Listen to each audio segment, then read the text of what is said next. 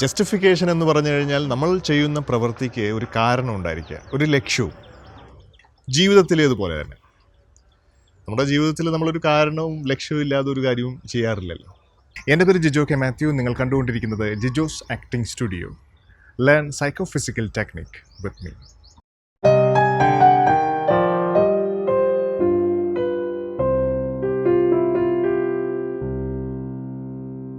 ഇനി measure of truth. നമ്മൾ ജീവിതത്തിൽ ഒരു പ്രവൃത്തി ചെയ്യുന്ന സമയത്ത് അത് എപ്പോഴും ഓർഗാനിക് ആയിരിക്കും അല്ലേ?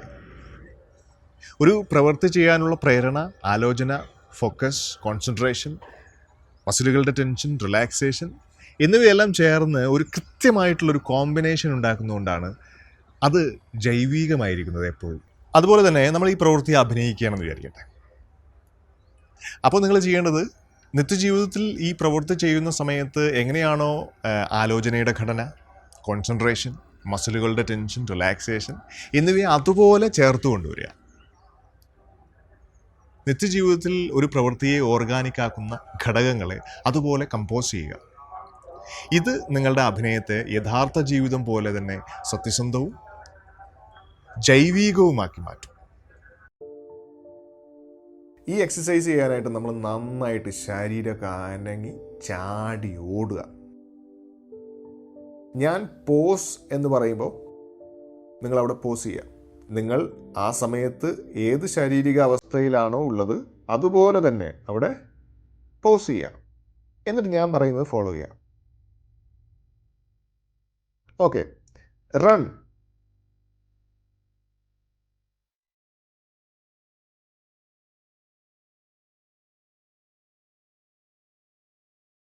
പോസ്. ഓക്കെ, ഇനി ഞാൻ പറയുന്നത് ശ്രദ്ധിച്ച് കേൾക്കുക. നിങ്ങളിപ്പോൾ ചെയ്യേണ്ടത് നിങ്ങളുടെ ശരീരം ഏറ്റവും അസാധാരണമായിട്ടുള്ള രീതിയിലേക്ക് മാറ്റുക. ഏറ്റവും അസാധാരണം. നിങ്ങൾ ഇതുവരെ നിങ്ങളുടെ ശരീരത്തെ ഉപയോഗിച്ചിട്ടില്ലാത്ത ഒരു പോസ്ചറിലേക്ക് ശരീരത്തെ കൊണ്ടുവരിക. ഇനി തുടർന്ന് ആലോചിക്കുക. ആരാണ് ഞാൻ? എന്താണ് ഞാൻ ചെയ്യുന്നത്? എന്തിനാണ് ചെയ്യുന്നത്? എങ്ങനെ? എവിടെ? 5 Ws. Who, what, why, where, when. നിങ്ങളോട് തന്നെ ചോദിക്കുക.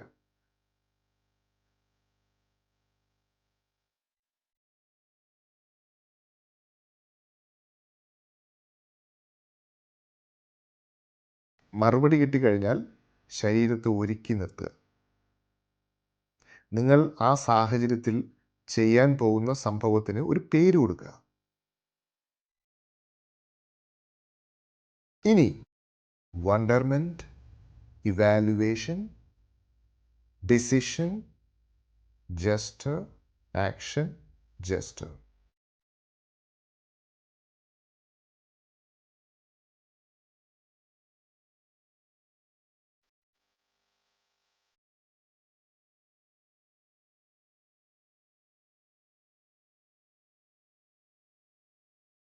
ഇനി നിങ്ങളൊന്ന് സ്വയം വിലയിരുത്തി നോക്കുക. എന്താണ് എന്നോടൊപ്പം സംഭവിച്ചത്? എന്താണ് എൻ്റെ പ്രവൃത്തി കമ്മ്യൂണിക്കേറ്റ് ചെയ്തത്? മറ്റുള്ളവർക്ക് എന്ത് കമ്മ്യൂണിക്കേറ്റ് ചെയ്തു എന്നല്ല, നിങ്ങൾക്ക് എന്താണ് അതുകൊണ്ട് തോന്നിയത്? ഇനി ഈ എക്സസൈസിൻ്റെ മറ്റൊരു വേർഷൻ നമുക്ക് നോക്കാം. ഹാഫ് സ്പേസ് മാത്രം ഉപയോഗിച്ചുകൊണ്ടാണ് ഇത് ചെയ്യേണ്ടത്.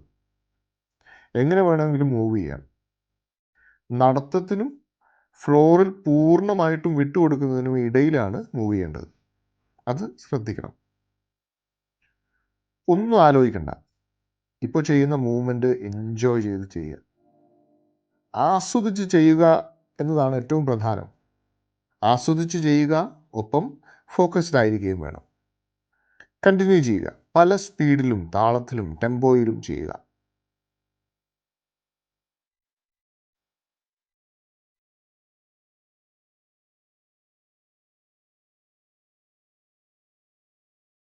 പോസ്. ഇനി നിങ്ങൾ ഇപ്പോഴുള്ള പോസിൽ വെഡ് ഗാഗ് ചെയ്യുക. നോട്ടം, നട്ടെല്ല്, ഇമോഷൻ, മസിലുകൾ എല്ലാം ഒരു സ്ട്രെയിറ്റ് ലൈനിൽ വരട്ടെ. Okay, start. Wonderment, evaluation, decision, gesture, action, jester.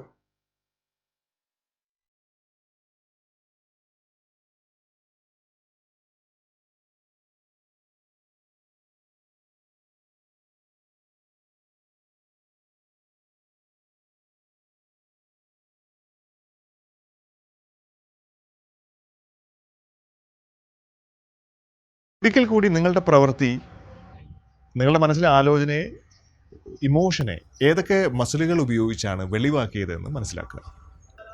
ജസ്റ്റിഫൈയിങ് an action. ഒരു പ്രവൃത്തി ചെയ്യുന്ന സമയത്ത് അതിനൊരു കാരണവും ഒരു ലക്ഷ്യവും ഉണ്ടായിരിക്കണം എന്നതാണ് നമ്മളിവിടെ അന്വേഷിക്കുന്നത്. അത് വളരെ പ്രധാനപ്പെട്ടതാണ് അഭിനയത്തിൽ. അതില്ലാതെ ഒരു ആക്ഷനും ഓർഗാനിക് ആവാൻ സാധിക്കുകയില്ല. നിങ്ങൾ നിങ്ങളുടെ സഹനടീനടന്മാരുടെ കൂടെ അഭിനയിക്കുന്ന സമയത്ത് നിങ്ങൾ ചെയ്യുന്ന പ്രവൃത്തികളിലെല്ലാം തന്നെ ജസ്റ്റിഫിക്കേഷൻ കണ്ടുപിടിക്കാൻ നിങ്ങൾക്ക് സാധിക്കണം. അതായത് ഒരു പർപ്പസ് ഉണ്ടായിരിക്കണം, ഒരു എയിം ഉണ്ടായിരിക്കണം, ഒരു ഒബ്ജക്റ്റീവ് ഉണ്ടായിരിക്കണം. ഒബ്ജക്റ്റീവ് എന്ന് വെച്ച് കഴിഞ്ഞാൽ എന്തിനു വേണ്ടിയാണ് നിങ്ങളൊരു പ്രവൃത്തി ചെയ്യുന്നത്, എന്താണ് നിങ്ങൾക്ക് അതിൽ നിന്നും വേണ്ടത്. ആ എയിമിലായിരിക്കും ഒരു മൊമെൻറ്റിൽ ഒരു പ്രവൃത്തി ചെയ്യുന്ന സമയത്ത് നിങ്ങളുടെ മുഴുവൻ ശ്രദ്ധയും ഫോക്കസ്ഡ് ആയിരിക്കുക. അത് ചിലപ്പോൾ നിങ്ങളുടെ കൂടെ നിൽക്കുന്ന ആളെ എന്തെങ്കിലും ചെയ്യാൻ പ്രേരിപ്പിക്കുന്നതാവാം, അല്ലെങ്കിൽ എന്തെങ്കിലും പറയുന്നതാവാം, പറയുകയാണെങ്കിൽ എന്തെങ്കിലും ഒരു സാധനം എടുത്ത് ഉപയോഗിക്കുന്നതിലാവാം നിങ്ങളുടെ എയിം. അങ്ങനെ ഒരു ഫിസിക്കൽ എയിം നിങ്ങൾ ചെയ്യുന്ന എല്ലാ പ്രവൃത്തികൾക്കും ഉണ്ടായിരിക്കണം. അല്ലെങ്കിൽ നിങ്ങളുടെ പ്രവൃത്തിക്ക് ജീവനില്ലാതെ പോകും. എല്ലാ സംഗതികളും നമ്മുടെ ഫോക്കസിലായിരിക്കണം. നമ്മുടെ ഇവിടെ നിന്നൊരു ലേസർ ബീം പുറപ്പെടുന്നത് പോലെ അത് മുന്നോട്ടും പിന്നോട്ടും സാധനങ്ങളിലേക്കും ആളുകളിലേക്കും നിങ്ങളിലേക്ക് തന്നെയൊക്കെ ഇങ്ങനെ ഷിഫ്റ്റ് ആയിക്കൊണ്ടിരിക്കും. നിങ്ങളുടെ ഫോക്കസിനൊരു എഫക്റ്റ് ഉണ്ട്. അത് ഫ്ലോറിനെ, മതിലിനെ, ആളുകളെ, അവരുടെ മനസ്സിനെയൊക്കെ എഫക്റ്റ് ചെയ്യാനുള്ളൊരു കഴിവ്. അതിനൊരു ലക്ഷ്യം ഉണ്ടായിരിക്കണം, അതിലേക്ക് ലീഡ് ചെയ്യുന്നൊരു പർപ്പസ് ഉണ്ടാവണം. അങ്ങനെ actions must be always justified. അപ്പോൾ ഈ വീഡിയോ ഇവിടെ അവസാനിക്കുകയാണ്. ഈ വീഡിയോയെക്കുറിച്ചുള്ള നിങ്ങളുടെ ചോദ്യങ്ങളും സംശയങ്ങളും താഴെ കമൻറ്റ് ബോക്സിൽ എഴുതി ചോദിക്കാൻ വിട്ടുപോകരുത്. അപ്പോൾ അടുത്ത വീഡിയോയിൽ കാണാം. അടുത്ത വീഡിയോയിൽ കാണുന്നതുവരെ ബൈ.